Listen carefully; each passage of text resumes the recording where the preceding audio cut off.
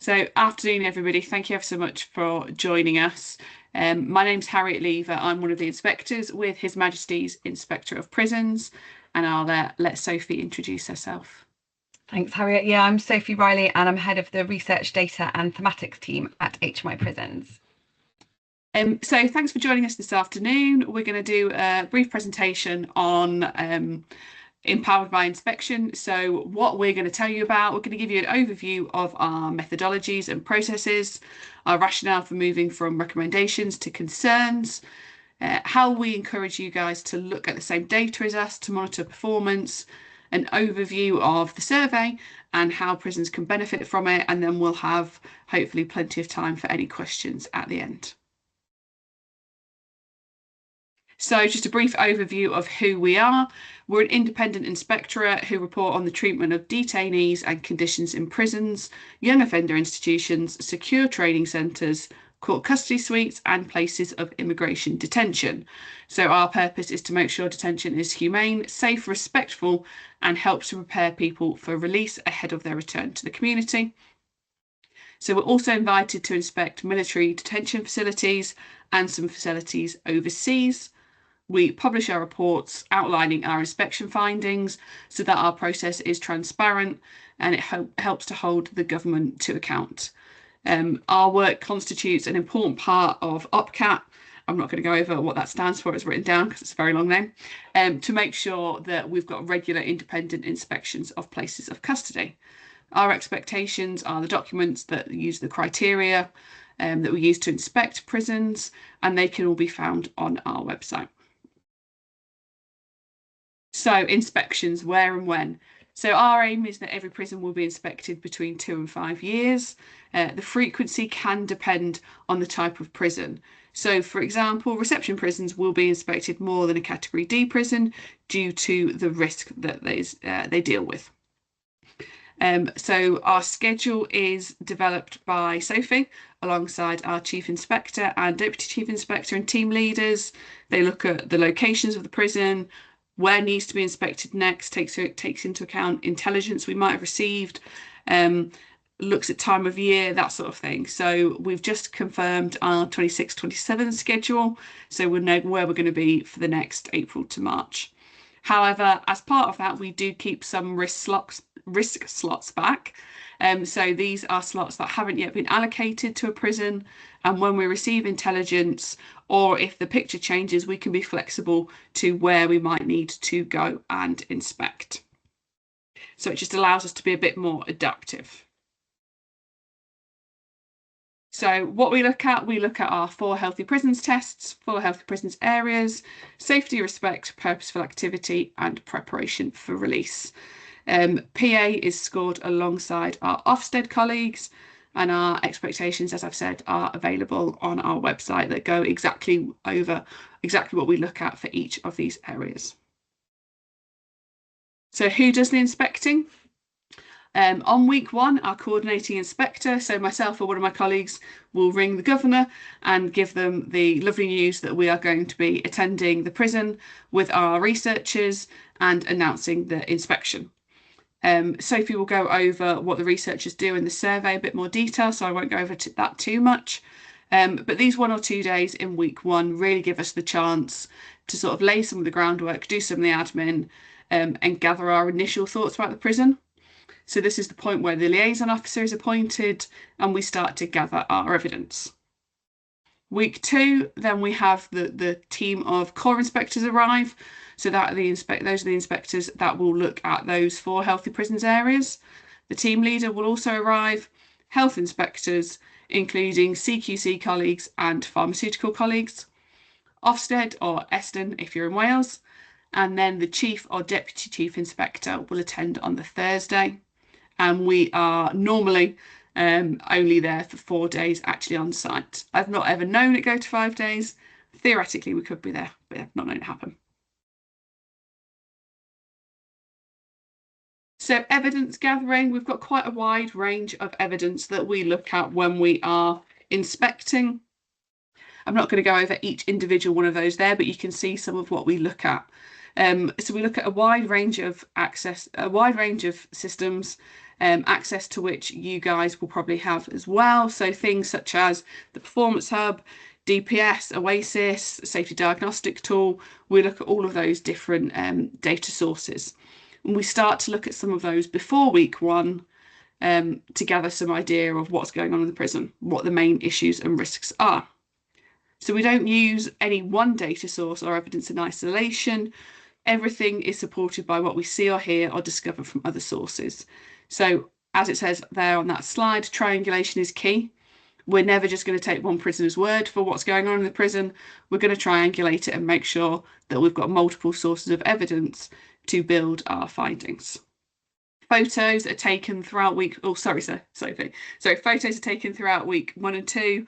They're not to catch people out. They're just to sort of provide another form of evidence to show good and bad things. I know they can sometimes be a bit daunting for people.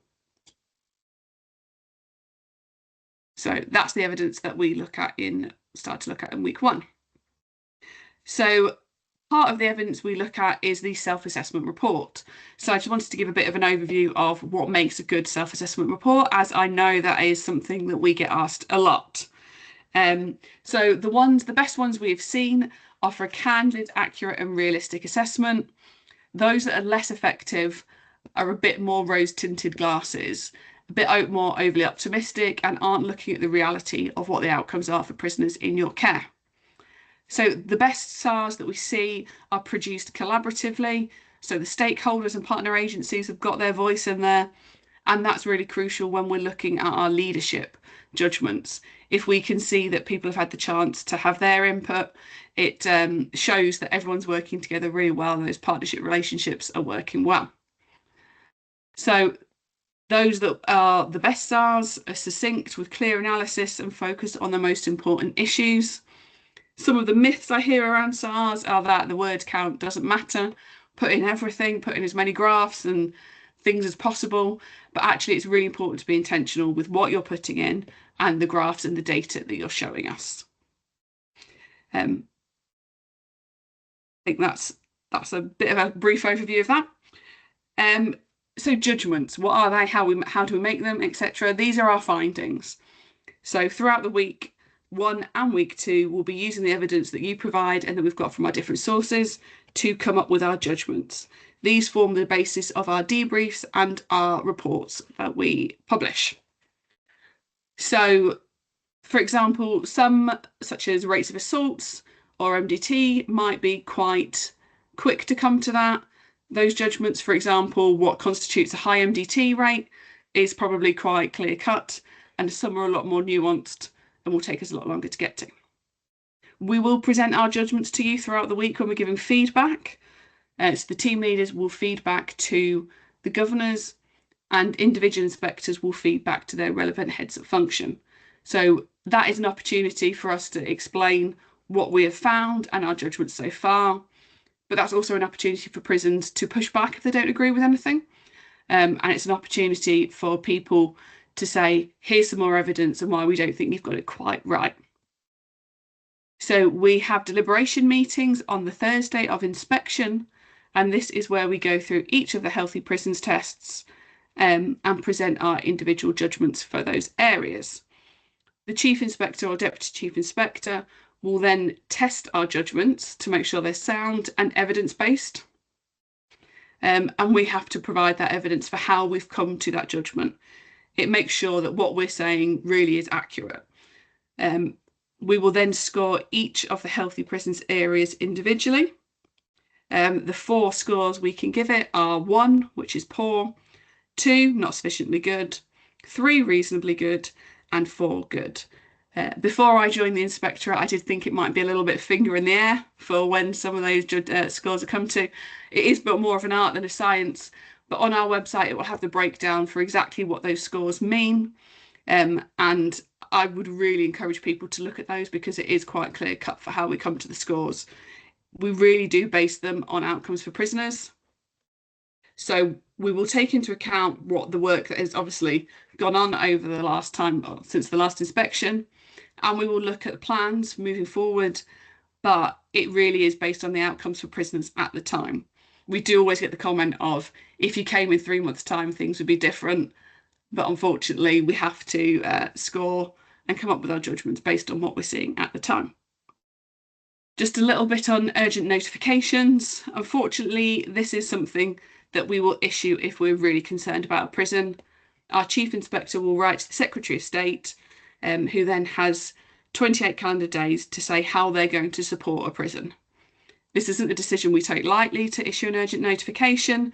We're aware it comes with a lot of additional scrutiny and work for prisons, but we issue these when we are really concerned about a prison. So we consider the scores for the areas, repeated poor scores, risks presented, the vulnerability of the prisoners in your care, if areas of concern are being addressed, and really importantly, our confidence in a prison's ability to change and improve. So that is when an urgent notification might be issued. So what happens after inspection? On the Thursday evening, our judgments and the key findings are shared with the governor and the director in private prisons. We then write the report, which is sent to HMPPS for the fact check, and our reports are published 16 weeks, roughly, after inspection. So our reports explain our findings and judgments, our concerns, which I'll talk about shortly, and any notable positive practice we have found. So if we do have really serious concerns, we will do an independent review of progress. So low safety or purposeful activity scores, other intelligence, or a big drop in score might lead us to want to do an IRP, which happens at least 8 months after an inspection. So we've moved from recommendations to concerns. Early reports, if you go back a few years, you might see that there were a heck of a lot of recommendations, and that was dropped to around 30 per report. But the Chief Inspector realised that, that was still too many. And now we highlight around 3 to 6 priority concerns and 10 key concerns. So those priority concerns are the things we're really worried about and the things we're saying to prisons, these are the things you need to focus on first and foremost. So that move from concerns to recommendations came for a couple of reasons. So we wanted to be more focused and realistic about improvements and what prisons could achieve in the time between inspections. And we really wanted to empower prisons to focus on how they were going to make those changes.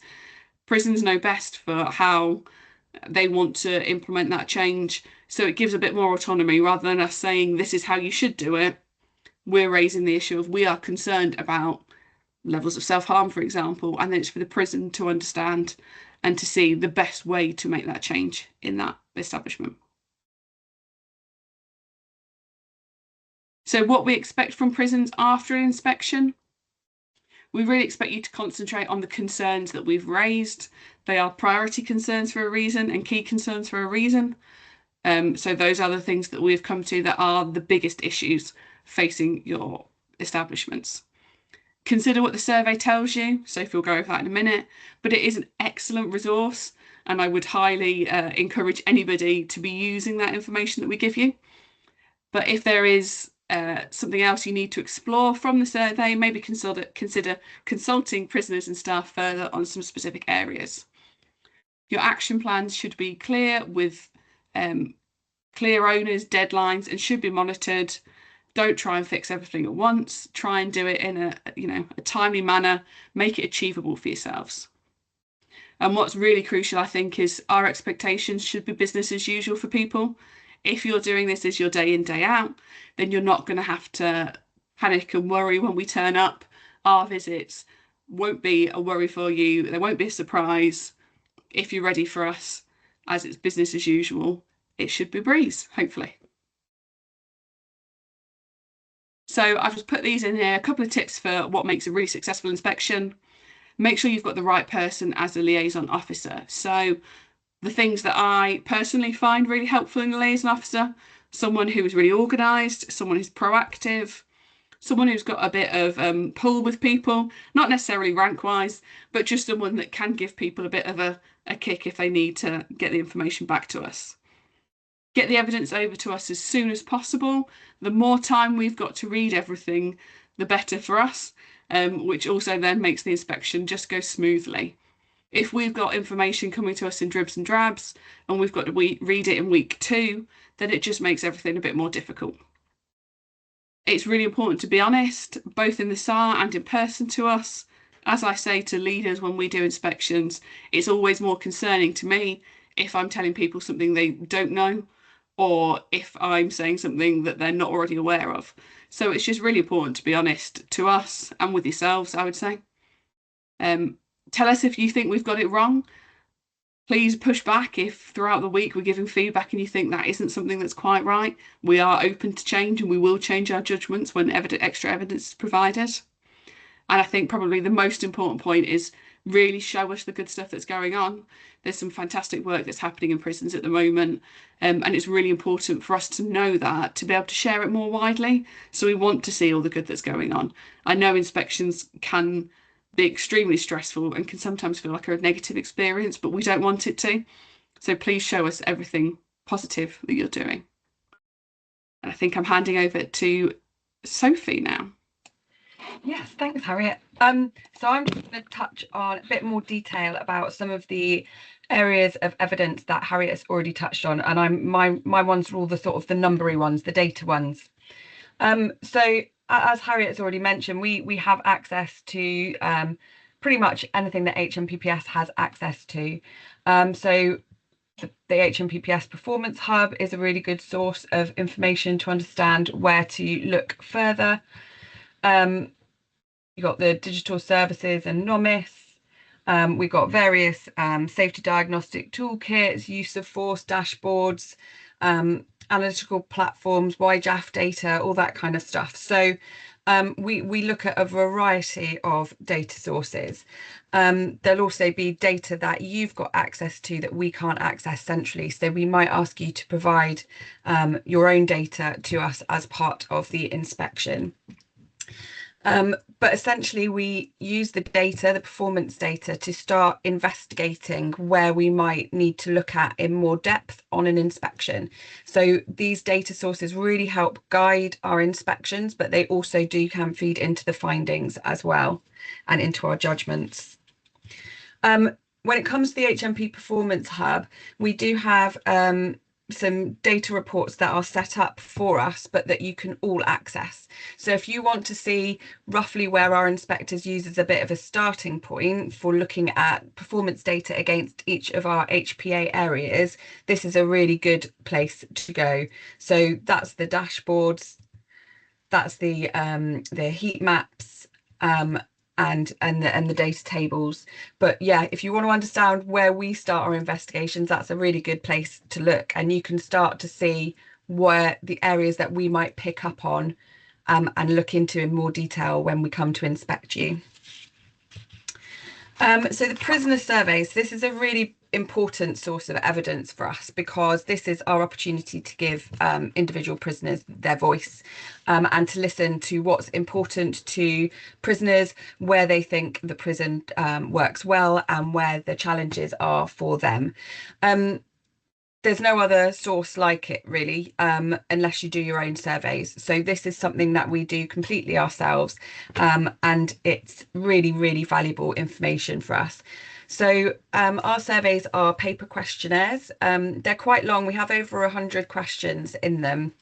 I remember when I first joined, there's absolutely no way I'd fill that out if I was a prisoner. Well, they do, and they fill it out, and we're always amazed. Our response rate, we normally assume a response rate of 75%, and we regularly get over that. So I think it's testament to the fact that people want to be heard, want to have their voice. They want inspectors to know what the prison is like for them to live in. So yeah, we're always amazed by how many people fill that out. If you're in the social research field, I think most people are quite impressed by a 75% response rate. The vast majority of the questions are multiple choice questions.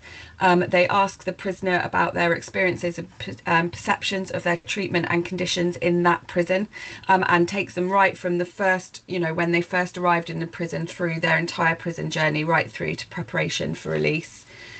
We do have 3 free text questions at the back at the end as well, and that's an opportunity for them to tell us something positive about the prison, something they'd like to see changed, and then an opportunity just to tell inspectors anything else that they need to know.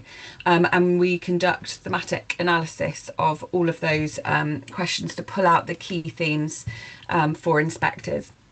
Our questionnaire is slightly different depending on whether you are in an adult prison, whether you're in a men's prison, women's prison, or children's prison, and then obviously we have different ones for immigration facilities as well.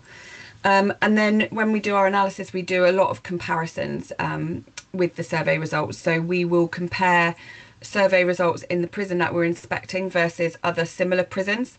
We will compare the results against the last time we surveyed that or inspected that prison, and then we'll do lots of what we call subpopulation comparisons as well. So this might be comparing one wing with another wing. It might be comparing those under 25 with those over 25. But yeah, we look at different demographics to understand. So for instance, you know, whether a prisoner reports having a disability or not, it's really important for us to understand that how their experiences might differ from those who don't report having a disability. So we do produce a lot of analysis, and that's always published alongside the inspection results, the inspection report, sorry, in Word format and Excel as well. So it's all there for you to use and peruse at your own leisure. So yeah, we don't survey every prisoner. We don't have the capacity for that. We take a random sample of prisoners. We use a standard finite population sample size calculation.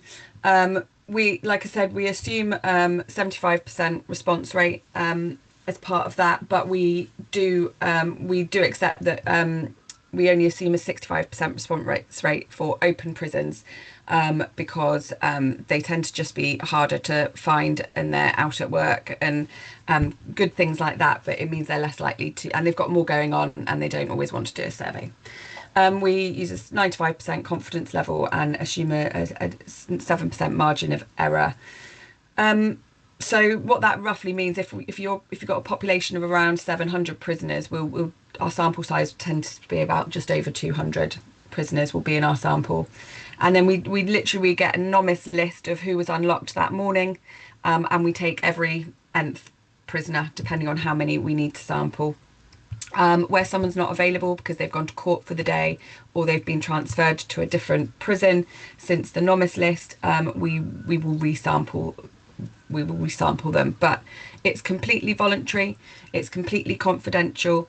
The informed consent is really important to us, so we make sure that we try and speak to every prisoner that we give a questionnaire to ensure that they understand what it's for and that we are confident that they are completing it in their own free will. But prisoners are allowed to decline, and they do. One prisoner declined to me by throwing it onto the netting on the landing and saying, "There's your survey." I was like, "Okay, thank you." So yeah, I've covered a lot of that already.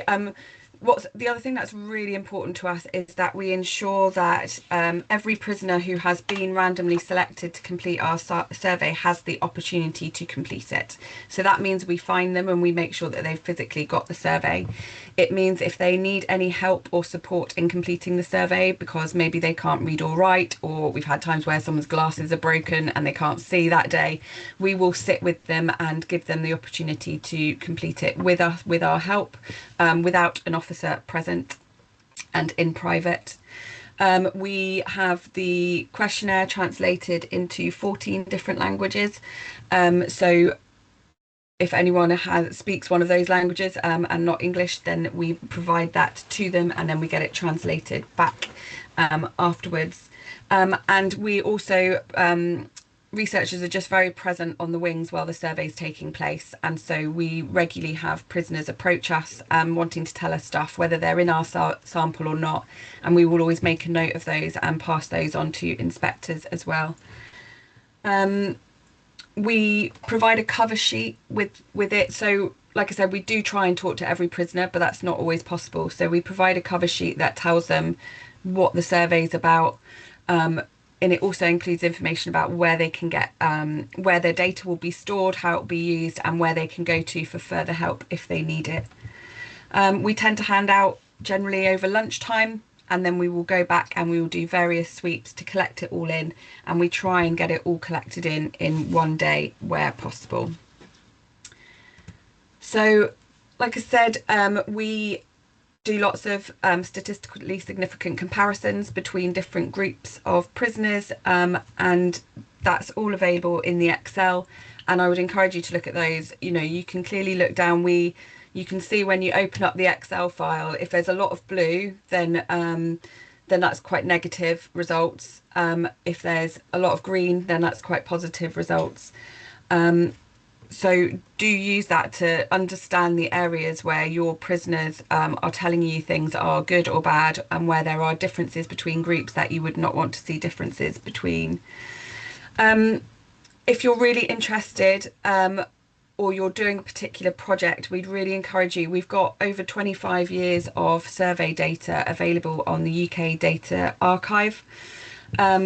So it's all there. It's been made available so that it's available to researchers to use.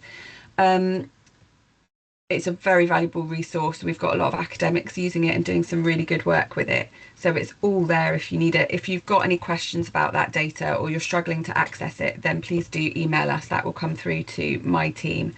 But that's all there, particularly if you want to do any sort of longitudinal analysis of surveys in your prison. We really would encourage you to do your own surveys as well. You know, you don't have to wait for every 4 or 5 years for us to turn up. We really encourage you to understand what's important to your prisoners so that you can best meet their needs. You know, doing your own surveys gives you much more regular and frequent information, and it also allows you to focus into the topics that are important to your prison and to your prisoners. It's really important that you tailor it to your population. We wouldn't recommend repeating our survey yourselves. It's very, like I said, it's very long. We are lucky that they take the time to fill it out for us, because they know we are independent and they know what it will go towards. I think you might struggle to get the same sort of sample size. So very much keep it focused. Survey fatigue is a real thing, and if you survey people too often or too much, they will stop responding to your surveys. What's really, really important if you're going to do your own survey is that you really think about your methodology before you start anything. So are you going to make it available on laptops, or are you going to do it paper-based? Are you going to try and give a questionnaire to everybody, or are you going to take a random sample? And then how are you going to keep the data safe and store their data effectively, and how are you going to keep that confidentiality? One thing that people don't always think about is like, oh, I've got all these questionnaires right now, what do I do? And you've got to turn those paper questionnaires into electronic data in order to do your analysis. So think about who's going to do your data entry. We're really lucky. We've invested in scanners that scan our paper-based surveys, questionnaires, and turn it into an electronic file, because we are doing 1 or 2 surveys a week across the country. So but you won't have that facility available to you. So think about who's going to be doing your data entry, and what analysis and what comparisons you need to make, and what's important to you. If you are thinking about doing your own survey and you'd like some advice or a bit more guidance on how we do it, please do get in touch with me. There's also a fantastic team in HMPPS who will try and help you as well, and I can forward their details on to you if you get in touch with me. I think the most important thing to remember, though, is to tell prisoners what you've done as a result of what they've told you, and whether that's because they told us in the survey that we've done as part of an inspection, or whether it's from a survey that you're doing yourselves. Remember to tell prisoners, you know, putting posters on the wing with just really simple wording, you know, you told us this, so this is what we're doing about it, or this is what we've done about it, is really important and makes prisoners more likely to want to complete a survey in the future. We also survey staff because it's obviously very important to understand staff's perceptions of what it's like to work in a prison and their views of how the prison is run. This is much easier than trundling around a prison with a big pile of envelopes full of paper surveys. We can just send an email out with a link to an electronic survey. Staff have 7 days generally to respond. It's a much shorter questionnaire. It's only 20 questions, and it should go to all staff, including those currently on long-term sick, that kind of thing. So even if you're not on active duty. Again, it's voluntary, it's anonymous, it's confidential. Those things are all still apply, and it gives us really, really valuable information for to inform our judgments. Other bits of information that we use that we're gathering all the time, but that we will also gather specifically as part of an inspection. Like Harriet says, no one source of information is used in isolation. So we will always triangulate anything that we have got with with other sources. But we get information kindly shared to us from some of our other agencies like the PPO and the IMB. We do get information sent to us from whistleblowers. We get information from HMPPS. You get the daily reports, those kind of things. We get information from our partner inspectorates. We get information from our correspondence that we get from anyone from prisoners through to people that are doing work in prisons or working with prisoners or friends and family of prisoners, or people that are working in prisons. And then we also do get information from the media as well. But like I said, like to stress again, we don't use one source in isolation. So don't worry if someone's if there's a newspaper article about you, it won't impact the inspection unless it happens to be corroborated. So just thinking about what prisons can be doing, and I know Harriet's touched on some of this already, but these are all things that when you're using data yourselves to monitor your own performance, when you're looking at your survey results, and particularly when it comes to your self-assessment reports, these are some of the things that we want to be able to see you doing on inspection when we inspect you. So we want to see that you're using your own performance data to understand where your strengths and weaknesses are, where your emerging trends and threats are. We want to see that you're using the metrics, using clear measures of success. But do use the metrics that we use to enable you to see what we see around your performance. We want to see evidence used as part of your governance and key decision making groups. So your safety custody forums, your resettlement meetings, etc. We want to see that you're using data and evidence as part of those, and that your decision making is evidence driven. What we'd want to see you doing is looking at trends over time. We don't want we see some places that very much just focusing on what's happening this week without the context of what's happening over time. Are you getting better? Are you improving? And do compare yourself to similar prisons, but be careful who you're comparing yourself to. We don't necessarily take the groups that exist on the Performance Hub. We will compare you against, if you're a PCOSO prison, we will compare you with other PCOSO prisons.